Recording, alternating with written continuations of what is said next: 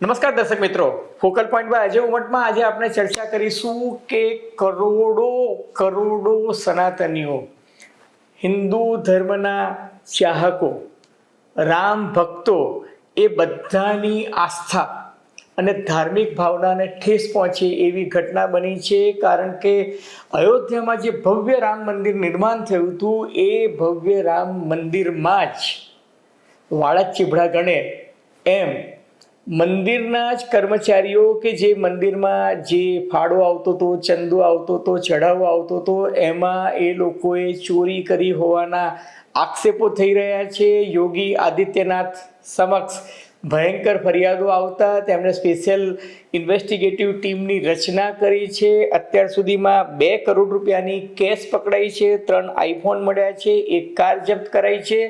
શરૂઆતમાં એવું આવતું હતું કે આ કટકી કરી હોય અથવા તો જે ચોરી કરી હોય ચઢાવવામાંથી એનો આંકડો 7.5 કરોડ આવતો હતો, પરંતુ હવે એ આંકડો વધીને 200 કરોડ રૂપિયા સુધીનો હોય એવી ચર્ચા ચાલી રહી છે. એટલું જ નહીં, એવો પણ આક્ષેપ થઈ રહ્યો છે કે રામ મંદિર માટે સમગ્ર દેશમાંથી આવેલી હીરા, મોતી, ચાંદી, અષ્ટધાતુવાળી, માનેકવાળી જે લગભગ 1250 જેટલી મૂર્તિઓ હતી એ મૂર્તિઓ પણ ગાયબ છે.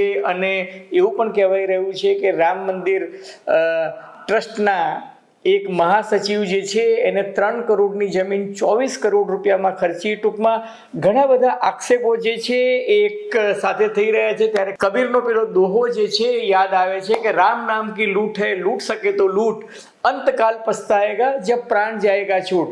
તો આ રામ મંદિરમાં કામ કરતા કર્મચારીઓ રામના નામની લૂંટ કરવાને બદલે રામ મંદિરમાં જ લૂંટ કરવા લાગી ગયા હોય એવું લાગે છે. અને આ ચોરીની રકમ કેટલી હશે એનો તો અંદાજ એસઆઈટીનો ફાઇનલ રિપોર્ટ આવશે ત્યારે જ આવશે. પરંતુ આમાં મંદિરના કર્મચારીઓની સંડોવણી તો દેખીતી રીતે બહાર છે, પરંતુ મંદિરના કર્મચારીઓની સાથે આ ષડયંત્ર કોને કર્યું? ટીસીએસના ઓડિટર્સ હતા, એસબીઆઈના બેન્કર્સના 2 ઓફિસરો ત્યાં હાજર રહેતા હતા, ટ્રસ્ટીઓના લગભગ 12 જેટલા પ્રતિનિધિ રહેતા હતા. 52 વ્યક્તિઓ જે છે એ આ સમગ્ર તંત્ર જે છે નોટો ગણવાનું, બંડલ ગણવાનું, હીરા ઝવેરાત ચડાવવામાં, સોનું આવે, ચાંદી આવે, બધાની જ દેખરેખ એ લોકો કરતા હતા. તો આટલું મોટું કૌભાંડ અને ચોરી કઈ રીતના થઈ? અને મહત્વની વાત એ છે કે ભારતીય જનતા પાર્ટીના નેતાઓ છે. દાખલા તરીકે હું તમને નામ આપું તો વિનય કટિયાર, કે જે એક જમાનામાં અયોધ્યા ફૈજાબાદના સંસદ સભ્ય હતા, તો એની બિલકુલ બાજુની જે મત વિસ્તાર છે એના બ્રિજભૂષણ જે બહુ જ કદ્દાવર નેતા ઉત્તર પ્રદેશના ગણાય છે, આ લોકોએ કહ્યું છે કે આમાં મોટું કૌભાંડ છે અને બાત નીકળેગી તો દૂર તલક જાયગી એવો એ લોકો ઇશારો આપી રહ્યા છે. વડાપ્રધાન કચેરી સુદ્ધા આ ફરિયાદ ગઈ છે. ભાજપના કેટલાક સાંસદોએ વડાપ્રધાન કચેરીને પત્ર પણ લખ્યો છે અને હવે દિલ્હીથી પણ તપાસ શરૂ થઈ છે. યોગી આદિત્યનાથે પણ તપાસ શરૂ કરી છે. આ સમગ્ર ઘટનાક્રમ શું છે એની ચર્ચા આજે આપણે કરીશું ફોકલ પોઈન્ટ બાય અજય ઉમટમાં. પરંતુ એ પહેલાં મારી આપ સૌને નમ્ર વિનંતી છે કે જો તમને ફોકલ પોઈન્ટ બાય અજય ઉમટનો આ એપિસોડ ગમે, ઘણા બધા મિત્રો એપિસોડ જુએ છે, લાઈક કરે છે, પરંતુ પેલું બેલ આઇકોનનું બટન અને સબસ્ક્રિપ્શનનું બટન દબાવવાનું ભૂલી જાય છે. તો મારી તમને વિનંતી છે કે પ્લીઝ તમે સબસ્ક્રાઈબ કરો, જેથી અમારી પ્રામાણિક પત્રકારિતાને ફાયદો થશે. ધન્યવાદ, ખૂબ ખૂબ આભાર. તો આપણે હવે વાત ચાલુ કરીએ.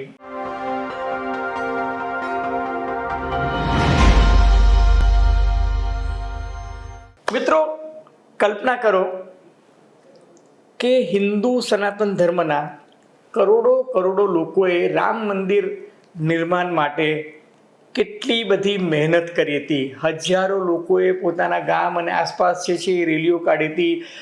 હજારોની લાખોની સંખ્યામાં કાર સેવકો અયોધ્યા ગયા હતા. 1989થી માંડીને મંદિર નિર્માણ થયું ત્યાં સુધી લોકોએ ભયંકર પરિશ્રમ કર્યો. ગામે ગામથી ઈંટો ઉઘરાવી, ભંગાર ઉઘરાવ્યો, મૂર્તિઓ ઉઘરાવી, ચંદો ઉઘરાવ્યો. અને જ્યારે તમને ખબર પડે કે આ મંદિરમાં જે ચઢાવો આવે છે એમાંથી જો ચોરી થાય તો તમારી લાગણી કેટલી દુભાય એ હું સમજી શકું છું, કારણ કે મારી પણ લાગણી આ ઘટનાક્રમને કારણે દુભાઈ છે. હવે આ મંદિરનો વહીવટ કોણ સંભાળતું હતું? જવાબદાર કોણ છે? અને આ આખી ઘટનાક્રમ અને મોડસ ઓપરેન્ડી શું થઈ હતી એ સમજતા પહેલાં સૌથી પહેલાં જાણીએ કે આ મંદિરનો વહીવટ કોણ કરે છે. તો જ્યારે રામ મંદિર નિર્માણનું જે જજમેન્ટ આવ્યું એ જજમેન્ટ વખતે સુપ્રીમ કોર્ટે કેન્દ્ર સરકારને કહ્યું હતું કે તમે રામ જન્મભૂમિ તીર્થધામ ટ્રસ્ટની રચના કરો. અને આ જે તીર્થધામ ટ્રસ્ટની રચના થઈ હતી રામ મંદિર જન્મભૂમિ તીર્થધામ ટ્રસ્ટની, તો એમાં એમની મુખ્ય જવાબદારી હતી કે મંદિરનું નિર્માણ કરવું, મંદિરનું સંચાલન કરવું અને મંદિરના વ્યવસ્થાપનનું કામ કરવું. અને આ ફેબ્રુઆરી 2020માં જ સુપ્રીમ કોર્ટે એક પ્રકારનો નિર્દેશ આપી દીધો હતો. અને મંદિરમાં જે ધન પ્રાપ્તિ થાય એ મંદિરની ધન પ્રાપ્તિની સંભાળ, એની આવકની સંભાળ, એ કામ પણ આ જ ટ્રસ્ટનું હતું. હવે આ મંદિર જે છે એમાં હું તમને ખાલી એક અંદાજ આપું કે 2025ની સાલમાં, એટલે કે ગયા વર્ષે આ મંદિરમાં લગભગ 30 કરોડ જેટલા શ્રદ્ધાળુઓ આવ્યા હતા. અને એવો એક અંદાજ છે કે દરરોજની આ મંદિરની આવક સરેરાશ 1 કરોડની છે. એટલે લગભગ 365 કરોડ રૂપિયાની આવક આ મંદિરની હોવાનું કહેવાય છે. સોના ચાંદીના ઝવેરાત ને એ વસ્તુ જે છે એનો આમાં સમાવેશ થતો નથી.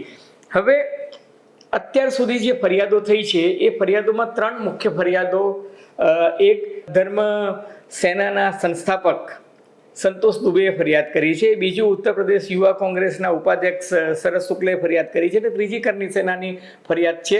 પરંતુ આ ત્રણેય ફરિયાદમાંથી એકેય FIR હજુ યોગી આદિત્યનાથની સરકારે કરી નથી. પરંતુ સમગ્ર ઘટનાક્રમની ગંભીરતાથી નોંધ લેતા એમણે એક સ્પેશિયલ ઇન્વેસ્ટિગેટિવ ટીમની રચના કરી છે, જેમાં 3 ઉચ્ચ કક્ષાના અધિકારીઓ પણ છે. હવે આખા આ જે ષડયંત્ર કહો કે કૌભાંડ કહો કે આ ચોરીનો પર્દાફાશ કઈ રીતે થયો, તો અખિલેશ યાદવે 7મી જૂને એક ટ્વીટ કર્યું હતું. અને ટ્વીટ કરીને એમણે આક્ષેપ કર્યો હતો કે રામ મંદિર ની અંદર જે કેટલા કામ કરતા કર્મચારીઓ છે, જે 12,000, 14,000, 18,000ના કર્મચારીઓ હતા, જે એક જમાનામાં રિક્ષા ચલાવતા હતા, સાયકલ પર મંદિરમાં નોકરી માટે આવતા હતા, એ અત્યારે ફોર્ચ્યુનર કાર લઈને મંદિરમાં આવે છે. અને એ લોકોએ મોટા મોટા ફાર્મ હાઉસ બનાવ્યા છે. અને આ બધા જ જે લોકો મંદિરમાં ચંદો અથવા તો મંદિરમાં જે ચઢાવો આવે છે એની ગણતરી કરતા જે કર્મચારીઓ છે, એ બધા જ કર્મચારીઓ છેલ્લા 5 વર્ષમાં કરોડપતિઓ થઈ ગયા છે. આવો આક્ષેપ અખિલેશ મુલાયમસિંહ યાદવ, કે જે સમાજવાદી પાર્ટીના સુપ્રીમો છે, એમણે કર્યો. અને ત્યારબાદ દિન પ્રતિદિન પ્રતિ આક્ષેપોની શરૂઆત થઈ ગઈ. અને ત્યારબાદ યોગી આદિત્યનાથની સરકારે એની ગંભીરતાથી નોંધ લઈ અને તપાસ સમિતિની રચના કરી નાખી. હવે જે ધર્મસેનાના સંતોષ દુબે જે છે એની ફરિયાદ એ છે કે રામ મંદિર નિર્માણની જે ઝુંબેશ 1989થી શરૂ થઈ, ત્યારબાદ ગામે ગામ જઈને કાર સેવકોએ ઈંટ, ધાતુ, મૂર્તિ, સોના, ચાંદી જેવી જેની શક્તિ એવી એની ભક્તિ, એ પ્રમાણે લોકોએ મંદિર નિર્માણમાં પોતાનું યોગદાન આપ્યું હતું. અને દરેક શ્રદ્ધાળુ એવું ઈચ્છતો હતો કે ભાઈ અમારી ઈંટ જે છે એ રામ મંદિરના નિર્માણમાં વપરાય, અમે મૂકેલી મૂર્તિ જે છે એ મંદિરમાં કોઈક જગ્યાએ ચડાવાય. આમાં લગભગ 1250 જેટલી મોંઘીદાટ મૂર્તિઓ અને તખ્તીઓ અને શિલાઓ હતી કે જેમાં હીરા, માણેક, સોનું, ચાંદી, અષ્ટધાતુની મૂર્તિઓ હતી. અને એ મૂર્તિઓ જે છે મંદિર સાથે જે પેલું કાર સેવાપુરમ હતું, એ કાર સેવાપુરમના એક અલાયદા ખંડમાં સાચવીને બધી જ મૂર્તિઓ મૂકવામાં આવી હતી. એમાં માટીની મૂર્તિઓ પણ હતી, પથ્થરની મૂર્તિઓ પણ હતી અને આ મોંઘીદાટ મૂર્તિઓ પણ હતી. અને એને 3 તાળા મારવામાં આવ્યા હતા, મજબૂત તાળા હતા. પરંતુ ક્યારે આ મૂર્તિઓ ચોરાઈ ગઈ એનો કોઈ હિસાબ મળતો નથી. આજે જ્યારે એ કાર સેવમપુરમની જગ્યા ખોલીને જોઈએ છે તો ત્યાં માટીની અને પથ્થરની મૂર્તિઓ મળે છે, પરંતુ આ કથિત 1225 જેટલી મોંઘીદાટ મૂર્તિઓ જે છે નથી મળતી, એવી ફરિયાદ ધર્મસેનાના જ સંસ્થાપક સંતોષ દુબેએ કરી છે. તો બીજી ફરિયાદ જે છે એ મેં તમને કહ્યું કે કોંગ્રેસ અને કરણી સેના અને આ બધા લોકોએ કરી છે. પરંતુ છેલ્લા 10 દિવસમાં આ ફરિયાદોનો જે રાફડો ફાડ્યો છે એને કારણે ભયંકર હાહાકાર ઉત્તર પ્રદેશમાં મચી ગયો છે. કારણ કે આવતા વર્ષે ઉત્તર પ્રદેશમાં વિધાનસભાની ચૂંટણી થવાની છે. હવે 2020-21માં જ્યારે મંદિર નિર્માણની શરૂઆત થઈ અને જ્યારે આ ટ્રસ્ટ રચવામાં આવ્યું ત્યારે કહેવામાં આવ્યું હતું કે 4500 કરોડની મૂડી આ મંદિર પાસે ડોનેશન ઉપરાંત બીજો બધો જે ચઢાવો આવ્યો હતો, લોકોએ આંદોલનમાં જે રૂપિયા આપ્યા હતા એ 4500 કરોડ રૂપિયા હતા. એમાંથી 2500 કરોડ રૂપિયા જે છે એ નિર્માણમાં વપરાયા અને 2000 કરોડ રૂપિયા જે છે એની ડિપોઝિટ આવી. હવે એ ડિપોઝિટ છે એનું દર વર્ષે લગભગ 150 થી 250 કરોડ રૂપિયા જેટલું વ્યાજ આવે છે અને મંદિરમાં જમા થાય છે. એનું વિધિવત રીતે TCS કંપની જે છે, ટાટા કન્સલ્ટન્સી સર્વિસ, એનું ઓડિટિંગ કરે છે અને એ રકમ બેંકમાં જમા થાય છે. એમાં કોઈ ગરબડ હજુ સુધી જોવામાં નથી આવી કારણ કે એનું ઓડિટ રેગ્યુલર થાય છે. પરંતુ મંદિરના પરિસરમાં લગભગ 40 જેટલા દાનપાત્ર છે અને એ 40 દાનપાત્ર જે છે એ રાતના એક ગોપનીય કક્ષ કે જે અલગ સ્ટ્રોંગ રૂમ ટાઈપ બનાવવામાં આવ્યો છે એમાં લઈ જવામાં આવે છે.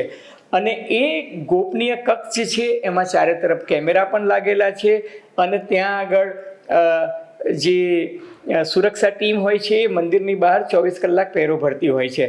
હવે અહીંયા કુલ 52 કર્મચારીઓ ફરજ બજાવે છે. એમાંથી 24 કર્મચારીઓ જે છે એનું કામ છે નોટોના અલગ અલગ બંડલ બનાવવાના. 5 રૂપિયાની નોટ, 10 રૂપિયાની નોટ, 20 રૂપિયાની નોટ, 50ની નોટ, 100ની નોટ, 500ની નોટ, એવા નોટોના બંડલ બનાવવાનું કામ જે છે એ 24 જેટલા લોકો કરે છે, જે નોટો અલગ રીતે તારવી અને નોટોના બંડલ બનાવે છે. એની ઉપર 12 કર્મચારીઓ જે ટ્રસ્ટના કર્મચારીઓ છે, એ ટ્રસ્ટના કર્મચારીઓ એક વ્યક્તિ જે છે 2 પર સુપરવિઝન કરતો હોય એવી રીતના 12 કર્મચારીઓ ટ્રસ્ટના છે. પેલા 24 કર્મચારીઓ ખાનગી એજન્સીના છે, 12 કર્મચારીઓ ટ્રસ્ટના છે. અને એ ઉપરાંત એ જ વખતે ત્યાં ટાટા કન્સલ્ટન્સી કન્સલ્ટન્સીના લોકો પણ હાજર રહે છે. સ્ટેટ બેંક ઓફ ઇન્ડિયાના પણ 2 અધિકારીઓ હાજર રહે છે. અને આ લોકો જે છે એ નોટો ગણીને મશીનમાં નોટો ગણવામાં આવે છે. ઓડિટર જે છે એની હાજરીમાં નોંધ થાય છે કે ભાઈ 500ની કેટલી નોટ હતી, 100ની કેટલી નોટ હતી, 200ની કેટલી નોટ હતી, અને એ લખાઈ અને પછી જે છે એ SBIના કર્મચારીઓને સુપ્રત કરવામાં આવે છે. અને ત્યાંથી સ્ટ્રોંગ રૂમની જે વાન છે એ વાનમાં આ રૂપિયા જતા રહે છે. તો પછી ગરબડ ક્યાંથી થાય છે? એવું કહેવાય છે કે આ એક મિલીભગત ચાલતી હતી અને મિલીભગતમાં પ્રાઇવેટ એજન્સીના લોકો 500નું એક નોટોનું બંડલ છે તો 10 નોટોના બંડલની જગ્યાએ એ લોકો 11 બંડલ મૂકી દેતા હતા અને જ્યારે બાંધતા હતા ત્યારે 10 ગણવામાં આવતા હતા. ટૂંકમાં દરેક 500ના બંડલમાં 10ના બંડલ પર એક બંડલ વધારાનું નાખી દેવામાં આવતું હતું. અને એ બધાની મિલીભગતથી નાના જ્યારે બહાર જતા હતા અને SBIના કર્મચારીઓ, એવા આક્ષેપો છે, હજુ પુરાવો કશું નથી થતો, પણ એવું કહે છે કે જમા કરાવતા પહેલા આ રકમ જે છે એ તારવીને અલગ કરી દેવામાં આવતી હતી અને ફાઇનલ રકમ જે છે એ જમા કરાવવામાં આવતી હતી. હવે આ બધા આક્ષેપો કેમ થયા, મામલો કઈ રીતના બહાર આવ્યો? તો 2021-22માં મહિપાલ નામનો એક રાજસ્થાની યુવક કે જે અહીંયા કામ કરતો હતો, એને સૌથી પહેલાં ફરિયાદ કરી કે અહીંયા ગરબડ ચાલે છે અને આ ખાનગી કર્મચારીઓ જે છે એ મોટે ભાગના ખાનગી કર્મચારીઓ અને ટ્રસ્ટના કર્મચારીઓ, એ ટ્રસ્ટના જ જે ઉચ્ચ અધિકારીઓ હતા, ટ્રસ્ટીઓ હતા, કે કાકા મામાના કે મામકા ને પાંડવાની માફક બધા વગદાર લોકોના જ માણસ હતા. દાખલા તરીકે સૌથી મોટો જે કિંગપિન ગણાય છે ટિન્નુ યાદવ, એ ચંપતરાય કે જે આ રામ મંદિર ટ્રસ્ટના મહાસચિવ કહો કે મહામંત્રી કહો, એમનો ડ્રાઈવર હતો. અને આ બધા જ લોકો જે છે એમના પગારો 12,000, 14,000, 18,000થી વધારે કોઈના પગાર નથી. જે જ્યારે શરૂઆતમાં નોકરી કરતા હતા આ મંદિરમાં ત્યારે સાયકલ લઈને આવતું હતું, કોઈ રિક્ષા લઈને આવતું હતું, પરંતુ અત્યારે બધા જે છે કરોડપતિઓ થઈ ગયા છે અને બધાની પાસે ફોર્ચ્યુનર કે મોટી ગાડીઓ છે, કોઈએ મોટો બંગલો બનાવ્યો છે, કોઈએ મોટું ફાર્મ હાઉસ લીધું છે. ટિન્નુ યાદવ સામે તો આક્ષેપ છે કે એ હોસ્ટેલ ચલાવી રહ્યો છે, ત્યાં ઘણી બધી રેસ્ટોરન્ટમાં એની ભાગીદારી પણ છે અને VVIP દર્શનથી માંડીને ઘણા બધા સેટિંગ જે છે એ પાર પાડતો હતો. એટલે દેખીતી રીતે રામ મંદિરના બીજા કર્મચારીઓની આંખોમાં આ ગણતરીના લોકો કે જે અંદર જઈને રૂપિયા ગણતા હતા, મંદિરનો ચઢાવો ગણતા હતા, એમની જે આવકમાં ઉત્તરોત્તર વધારો થઈ રહ્યો હતો, એ વસ્તુ બધાની આંખમાં કણાની માફક ખુશતી હતી. પરંતુ પેલું કહે છે ને કે અતિ સર્વત્ર વર્જી હતી, એટલે પેલું જાજુ કરે એ થોડા માટે, એટલે આખરે જે છે એ ચોરી પકડાઈ.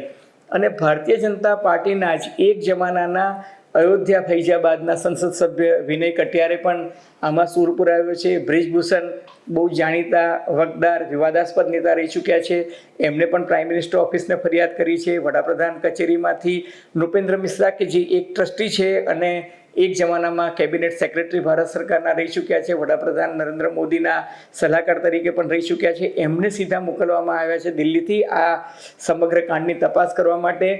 યોગી આદિત્યનાથે એસઆઈટીની રચના તો કરી, પરંતુ સાથોસાથ અખિલેશ યાદવ કે જે રોજ ટ્વિટર પર આક્ષેપો કરી રહ્યા છે, એમના માટે એમણે કહ્યું કે ભારતીય જનતા પાર્ટી સામે આ સમાજવાદી પાર્ટીના નેતાઓને આક્ષેપ કરતા શરમ નથી આવતી કે એક જમાનામાં રામ ભક્તો પર એમને ગોળી ચલાવી હતી, સાધુ સંતો પર ગોળી ચલાવી હતી, ને આજે એ લોકો રામ મંદિરની આટલી બધી ચિંતા કરી રહ્યા છે. અલબત્ત એક વાત હકીકત છે કે ધુમાડો હોય તો જ કોઈક જગ્યાએ આગ લાગી હોય, એટલે કંઈક તો રંધાયું છે, એમાં કોઈ જ બેમત નથી. અને એટલે જ સ્પેશિયલ ઇન્વેસ્ટિગેશન ટીમ જે છે એને ચંપતરાયથી માંડીને ઘણા બધા ટ્રસ્ટીઓની બધાની તપાસ કરી છે, બધાની પૂછપરછ કરી છે. હજુ સુધી આ કેસમાં કોઈની ધરપકડ થઈ નથી, પરંતુ લાગતા વળગતા લોકો પાસેથી જ્યારે ઘરમાં જઈને પોલીસે રેડ કરી ત્યારે અત્યાર સુધી 2 કરોડ રૂપિયાની રોકડ મળી આવી છે, એક કાર અને 3 આઈફોન જે છે એ જપ્ત કરવામાં આવ્યા છે. અભિભુક્તેશ્વરાનંદ કે જે શંકરાચાર્ય છે એમણે ચંપતરાય પર સીધું નિશાન તાકતા હિન્દીમાં કહ્યું છે કે ચંપત કર જાય જો ચીજ ઉસકા નામ ही ચંપતરાય है. અલબત્ત એમનો વ્યક્તિગત અભિપ્રાય છે, પરંતુ આમ આદમી પાર્ટીના સંસદ સભ્ય સંજય સિંઘે પણ ભ્રષ્ટાચારના આક્ષેપો લગાવ્યા છે અને કહ્યું છે કે ચંપતરાયે જમીન જે છે એની ખરીદીમાં મોટું કૌભાંડ કર્યું હતું. એસઆઈટીનો રિપોર્ટ ક્યારે આવશે એ હજુ સ્પષ્ટ થતું નથી, પરંતુ બંધ બારણે છેલ્લા 3 દિવસથી તપાસ થઈ રહી છે, એક હકીકત છે. અને કમસે કમ 15 દિવસ લાગશે તપાસમાં એવું બધા માની રહ્યા છે. પરંતુ ઉત્તર પ્રદેશમાં જે રીતના ઘટનાક્રમથી વિવાદ વકર્યો છે અને ખાસ કરીને લોકોની ધાર્મિક લાગણી જે છે એને ઠેસ પહોંચી છે, રામ ભક્તો અત્યંત દુઃખી છે કે રામ મંદિરમાં વાડ જ જો ચીવડા ગણે તો પછી ક્યાં જવું.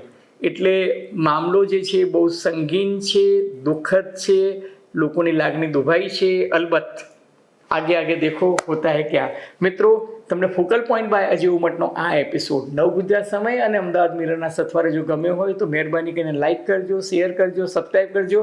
અને હા, આપ શું માનો છો? આપની ટીકા ટિપ્પણી પ્રતિક્રિયા અમને ગમશે. ધન્યવાદ, ખૂબ ખૂબ આભાર.